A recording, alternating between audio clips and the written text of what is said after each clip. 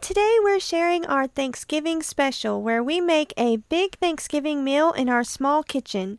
We're going to start with all the things we make the day before. First up, we're going to make our no-bake refrigerator peanut butter pie. This is a recipe that I have been making for a really long time, and I have made changes over the years to perfect it. To start, we need to make the crust, and if you don't want to do this step, you can always buy store-bought graham cracker crust, and Oreo crust are good, but it is the best to make it homemade. To a food processor, add in about 20 Oreos, 2 tablespoons of brown sugar, and a half a cup of cashews, and blend that up until it's a coarse crumble. Then, while it's still blending, add in 6 tablespoons of melted butter and mix this until it's a sandy texture and starts to come together just a bit. Now press that into your pan and it's that simple. You have your own homemade cookie crust. Now we're going to make our Dream Whip. If you don't know about Dream Whip, it's been around since the 50s and it is a great thing to have on hand. It's shelf stable and all you need is cold milk, and you don't have to keep cream or Cool Whip.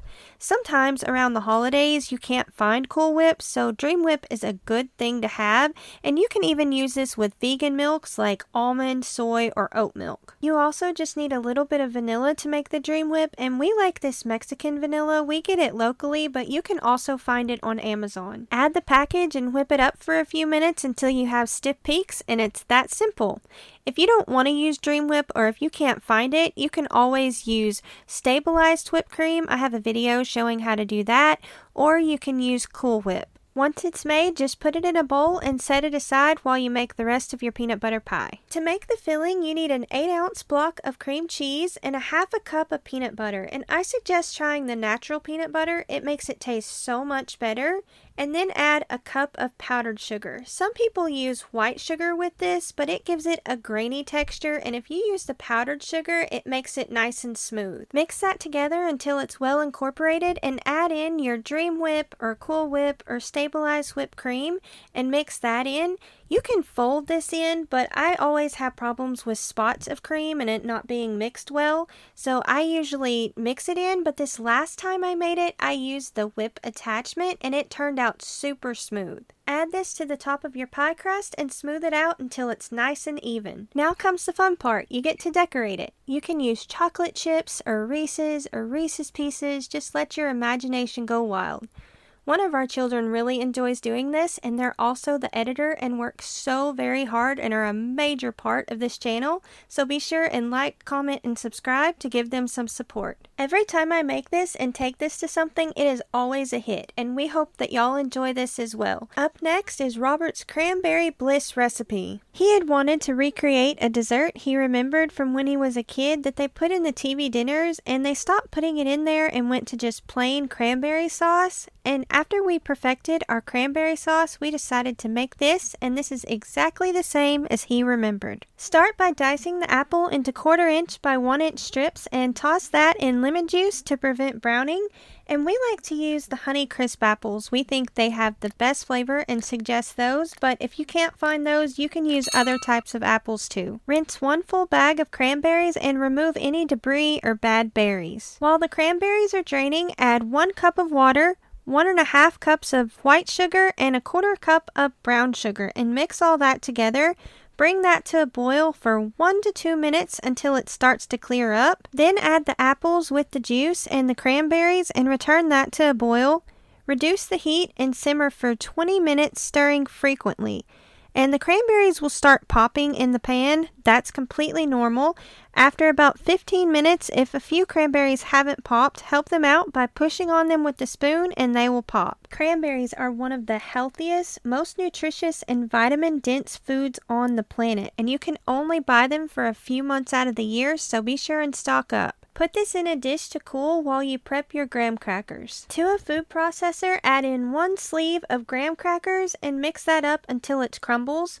If you don't have a food processor or want to skip this step, you can buy graham cracker crumbs in the store and you need 1½ cups. Add the graham cracker crumbs to the bottom of a baking dish in a smooth, even layer and spoon on the warm cranberry sauce evenly as well. The graham crackers on the bottom absorbs a lot of the moisture from the cranberry sauce, and this becomes like a cake and is so good. If you're going to make this for Thanksgiving or another function, you can make it the day before, and you can even make this in place of cranberry sauce. That's what we did, and it slices and holds together like a pie and has a better presentation on the plate than just cranberry sauce. Bake this at 300 degrees Fahrenheit for 20 minutes, and if you're baking this in a non-convection oven, bake this for 30 minutes. Let it cool for 10 to 15 minutes and enjoy. Now we're going to make an upside down pumpkin pie. This is the best pumpkin pie that I've ever had, and it's so easy to make and really fast, and you don't need any fancy equipment, no mixer or anything, just a bowl and a spoon and your pan, and you're ready to go. To start, we add 3 eggs and a cup of sugar to our bowl. Then we add a can of pumpkin puree. Make sure this is puree and not the pumpkin pie filling, as well as 2/3 of a cup of heavy cream. Next, we need 2 teaspoons of pumpkin spice. You can get this at the store, but you can also make it homemade. I have a video showing how to do that. I'll leave that in the description. After that, we add a teaspoon of vanilla. I like this Mexican vanilla that I get locally, but you can also find it on Amazon. I'll leave a link to that in the description. And the last thing is a teaspoon of salt, and mix everything together really good. Now just pour it into an 8 to 10 inch pan. I'm just using a brownie pan, and that worked wonderful for me. Then put it in the oven at 300 degrees for 25 minutes. Your baking times may vary depending upon the appliance that you're using. While that's in the oven, we need to make our crust topping. To start, we need to add 1/3 of a cup of brown sugar and 1/3 of a cup of white sugar.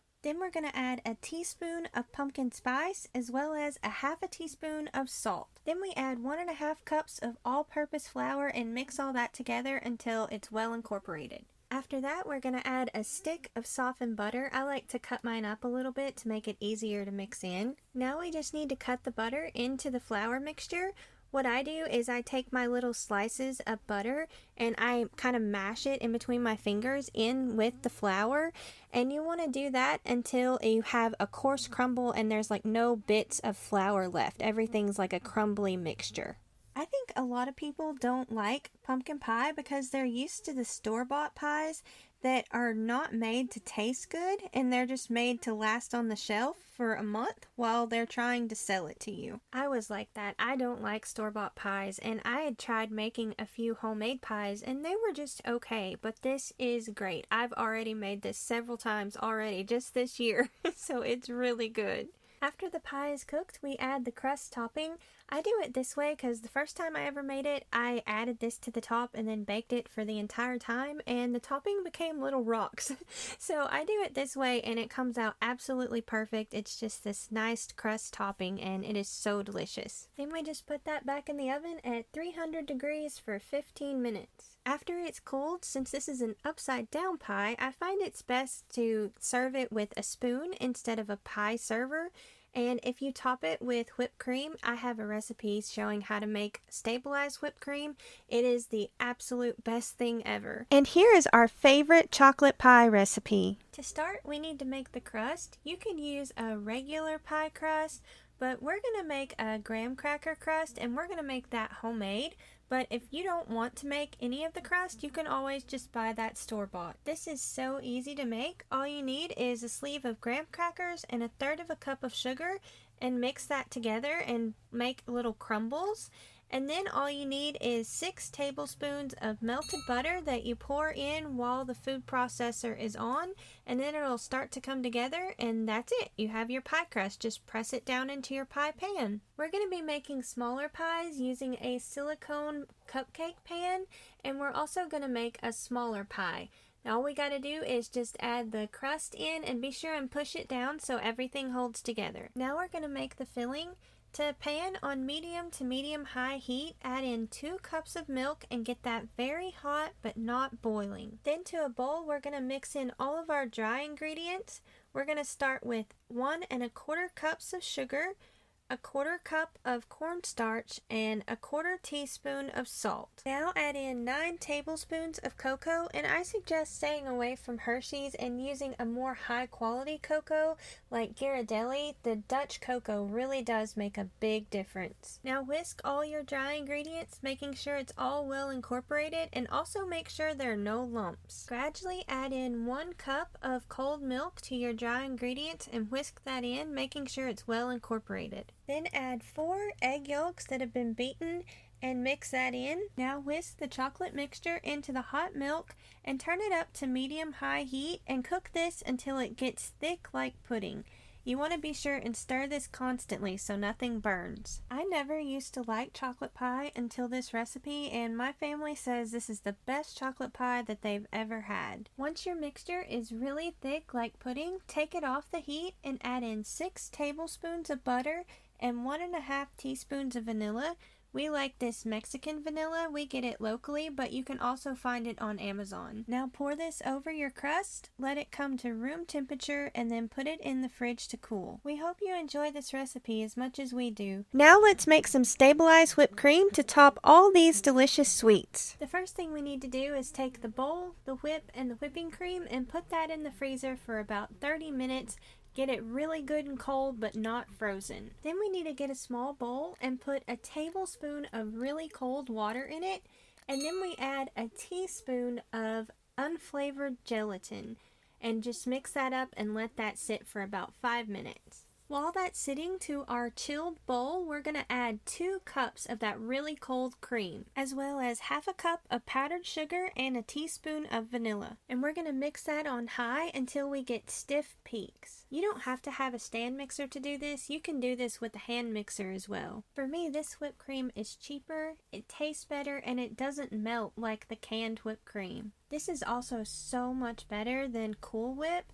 I don't know if you've looked at the labels, but it's basically just oil that's been whipped up. You can also double the gelatin and add it to a piping bag, and you can use it to decorate and make all kinds of fun shapes, but the texture is slightly different. Once you have stiff peaks, put your gelatin mixture in the microwave to liquefy it. It takes about 10 seconds in my microwave. Now that the gelatin has liquefied, we need to turn the mixer back on to high and then slowly add it into the cream and let this mix for about a minute or so. That way everything gets fully incorporated. Now just add it to your bowl and store it in the refrigerator. This has the best texture and will not melt at all like the canned whipped cream. And now for the last dessert, but certainly not the least, our pumpkin roll recipe. I was intimidated by this for a really long time, but I finally got the courage to try it, and it was so easy and it looks so impressive.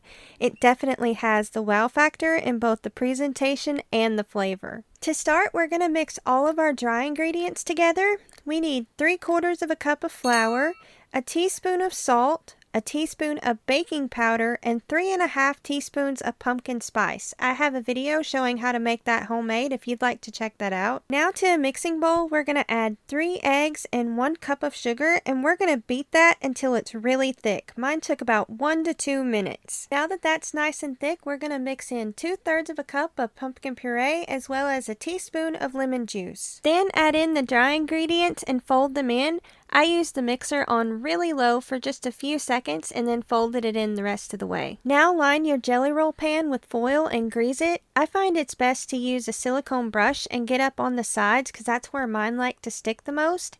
And then pour your batter in, trying to get this as even as possible. Make sure you don't have any spots that are too low because you want this all even so it doesn't crack. Then I bake it at 325 for 15 minutes in my little air fryer, but your baking time may vary depending upon the appliance that you're using. While that's baking, I like to prep my towel with powdered sugar, and I've found that it is a lot easier to do this if you use a towel with the design. If you're doing this on a white towel, it is really hard to tell where you've missed the powdered sugar or not.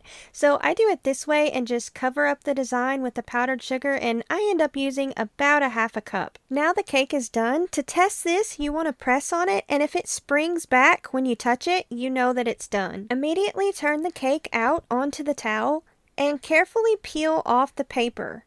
Starting at the narrow end, roll the cake and the towel up together, and this is just training your cake to keep this roll shape. And once you've done that, just put it on a cooling rack until it is completely cool. While the cake is cooling, we're going to make the filling.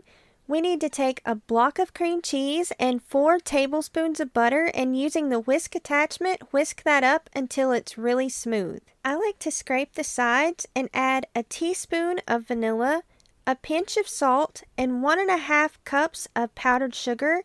And on the low setting, mix it up, and once it gets mixed in, you can crank it up higher and mix that in until it's really nice and creamy. Once the cake has completely cooled, unroll it, and you can see how it wants to keep that roll shape.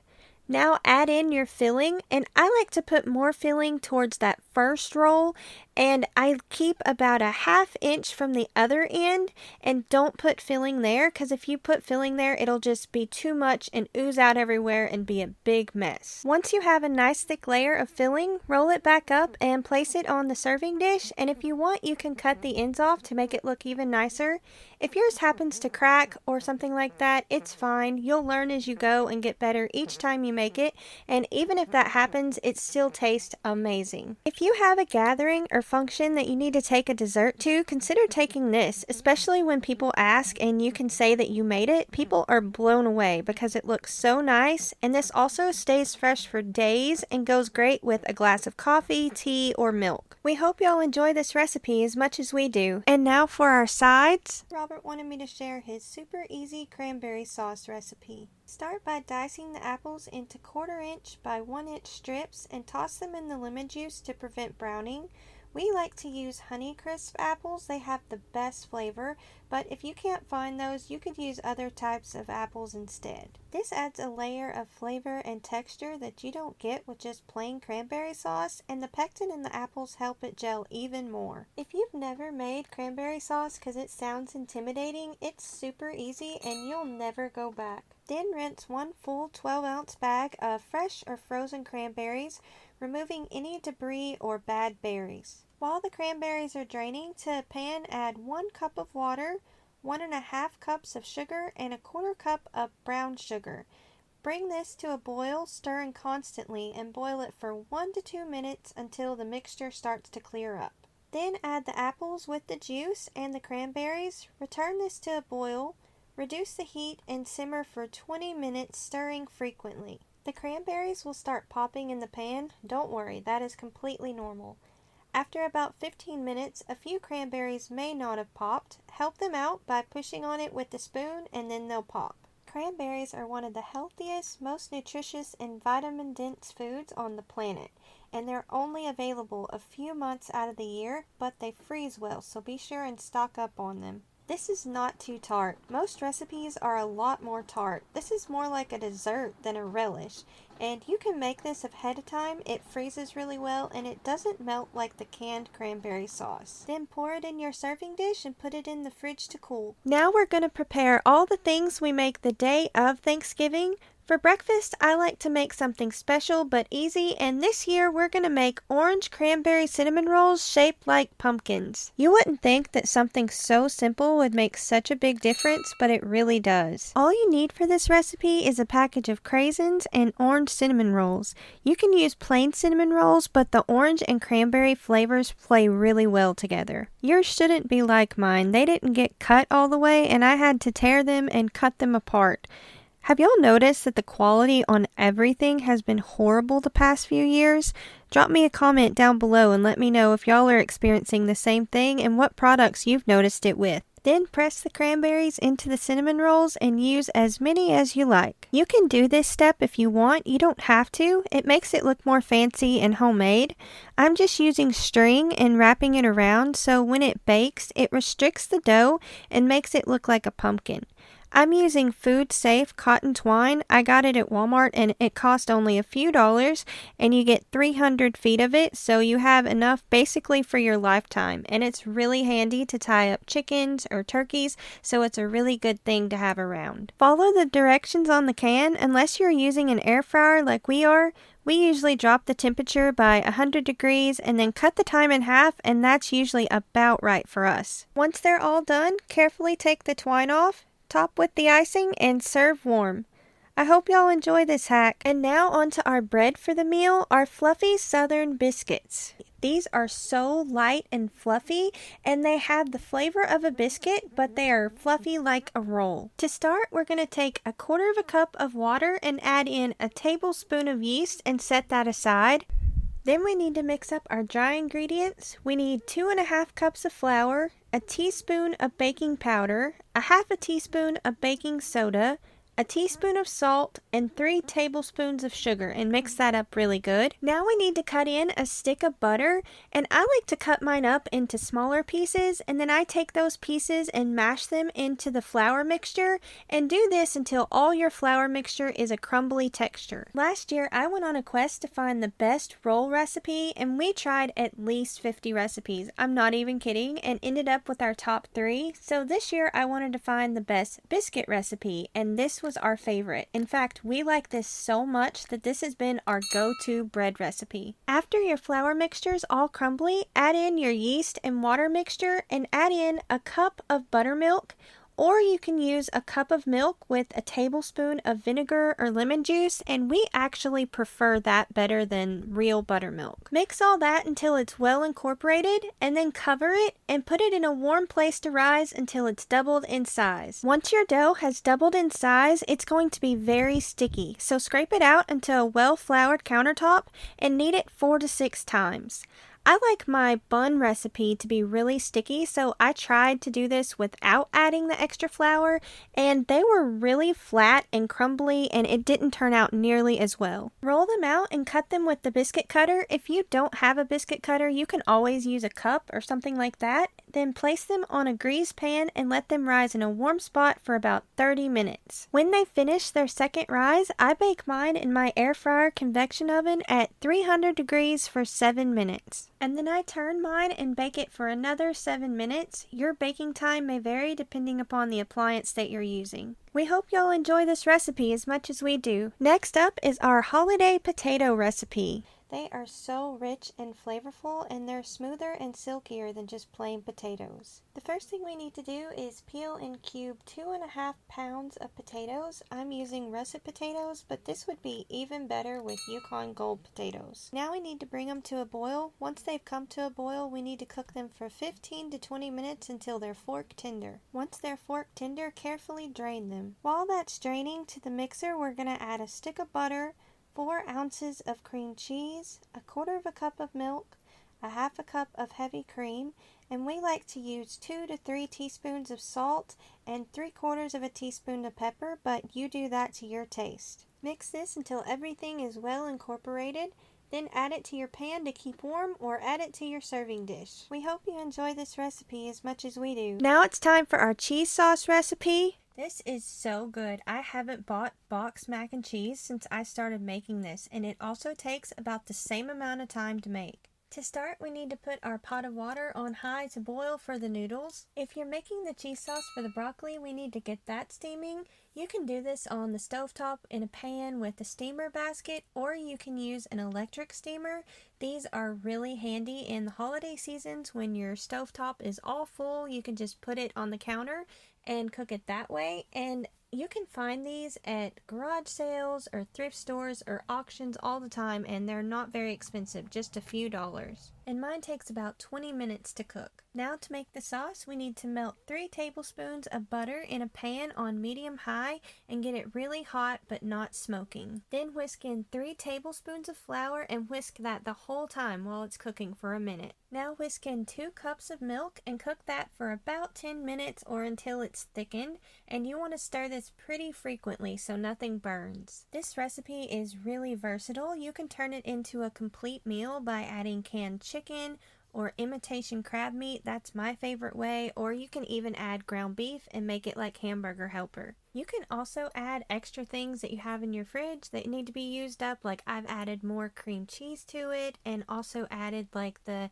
can of nacho cheese to it, and I've even put different cheeses and my dehydrated yogurt, and that turned out great too. Once the water's boiling, add in your noodles and don't forget to turn the temperature down. Once the milk has reduced, add in 2 cups of shredded cheese, Our favorites are 3 cheese and the Mexican blend with the taco seasoning. Then reduce the heat and add in the cream cheese and your seasonings. I make my own homemade seasoning, but you can add seasoned salt or whatever your favorite seasoning blend is. I use about 2 tablespoons of seasoning, but be sure and taste it and get it the way that you like it. Mix all that together and keep it on warm until you're ready to use it, and it's that simple. You have cheese sauce. When your pasta's finished, drain it, add it back to the pot, and mix in as much cheese sauce as you need to coat the pasta. When the broccoli's completely cooked, just add it to the plate and top it with the cheese sauce. And if you have any leftovers, you can always store that in the refrigerator for a few days. We hope you enjoyed this recipe as much as we do. And here is our homemade stuffing.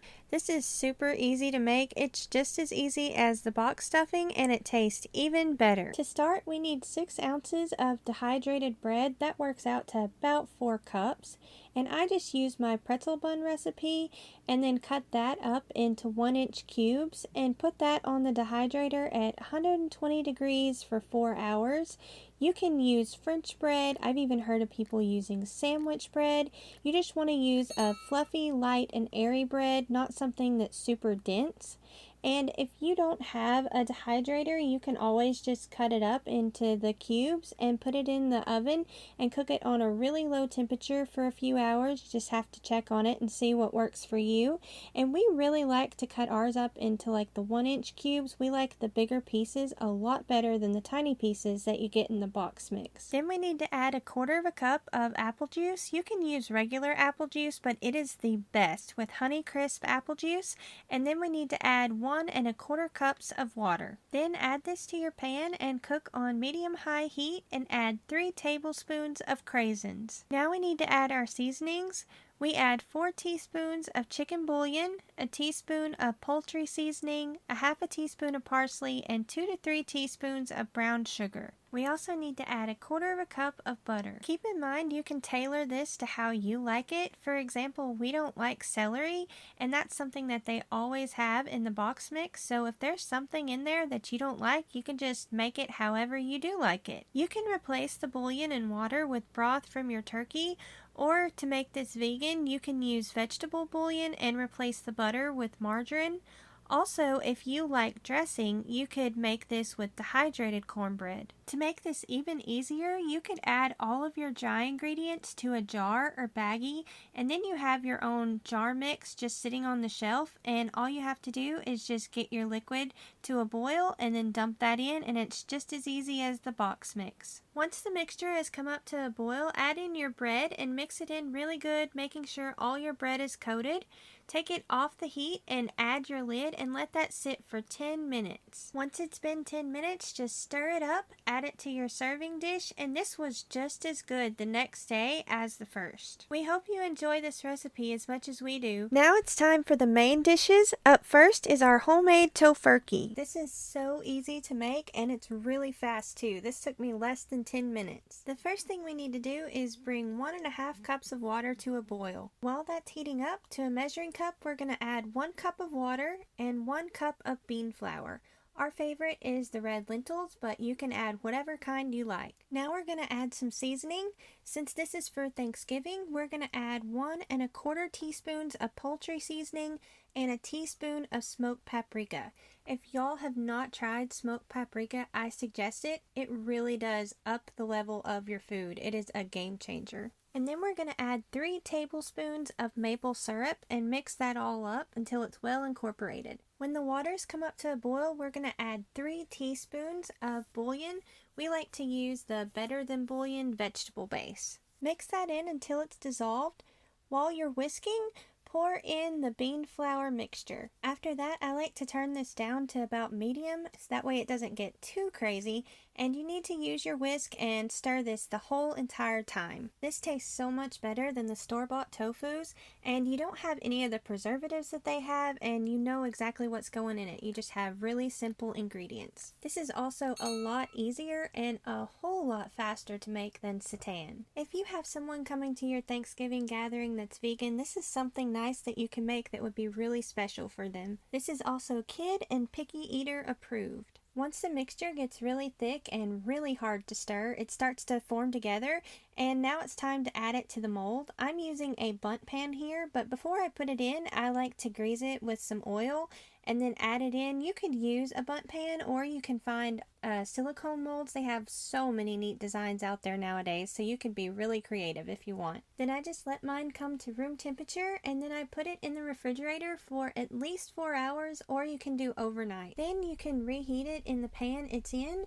or you can slice it into the portion sizes that you want and then reheat that on a separate pan. We like this better because it makes the texture firmer. And finally, we're sharing how we cooked a whole turkey breast in our little air fryer convection oven. We were curious if it was possible and if it would turn out, and we were pleasantly surprised. We've tried cooking turkeys about every way possible. We've done the butter under the skin, injecting, using roaster bags, and basting, and even stuffing the cavity. And this is the best way we've found to get the most consistent flavor, is to brine it, and instead of spots of flavor, it's got flavor all over the meat. For our 4.5-pound turkey, we are using 2 teaspoons of poultry seasoning, our 2 favorite barbecue rubs. We're using 4 tablespoons of our homemade ruby dust and 3 tablespoons of red dirt. You can use seasoned salt or your favorite rub, and we're also going to add in 4 tablespoons of sugar.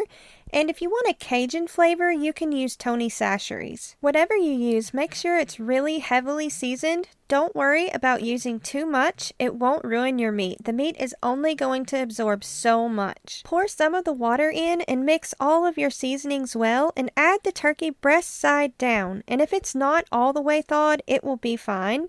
Add more water until it's half to 3/4 of the way full, and fill the cavity with the brine as well. Put this in the fridge for 24 to 36 hours. The longer it sits there, the better it gets. We are using extra wide foil, and Robert likes to double it up so it doesn't get any holes in it and you lose the juice. We cook the turkey breast side down so it's continually basting itself in its own juices, and wrap it as tightly as possible. If you're using an oven like ours and you can't quite get it to fit, just press down on the backbone, snapping the ribs so it's not so tall. It's just like you're giving it CPR. We cooked ours at 350 degrees for 1 hour and 30 minutes, and that was perfect. Unwrap it and check the temperature with the meat thermometer, and make sure that you've gotten to 180 degrees. Wrap it back up and let it sit for 30 minutes. Serve it and enjoy, and this was still super juicy the next day. Thank y'all for watching. Don't forget to like, comment, and subscribe. Y'all take care, and we'll see you next time for the grand finale, a little bit of pumpkin destruction.